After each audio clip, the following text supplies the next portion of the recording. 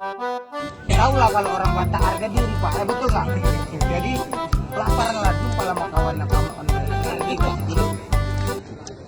tuh kawannya ini lagi sakit pinggang Pak, gara-gara banyak duduk di becak, dapat tariklah becak. Jam pas ini kejadiannya Pak. Jadi ada ibu-ibu, Bang becak ke diski, saking malu dia bilang nggak tahu jalan. Oke, kasih tahu jalannya ya. Oke, dikasih tahu. Belok kanan, dok. Belok kiri. Banyak kali nih belokan, Bu. Kok nggak sampai-sampai? Bentar lagi, 5 belokan lagi baru kita sampai. Udah sampai lah diski.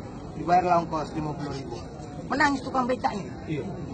Menangis. Ditambah 25.000 lagi. Menangis. Makin menangis. Ditambah 25.000 lagi. Jadi 100.000. Main-main tanah di ujung terbang. Tapi inilah haknya kan ditampar. Diam dia. Kok gila? Orang narik becak 100.000 udah syukur-syukur. Bu. Bukan sekarang, bukan apa Bu, katanya. Bukan yang kutangisi, bukan uang ibu. Aku tak tahu jalan pulang sekarang.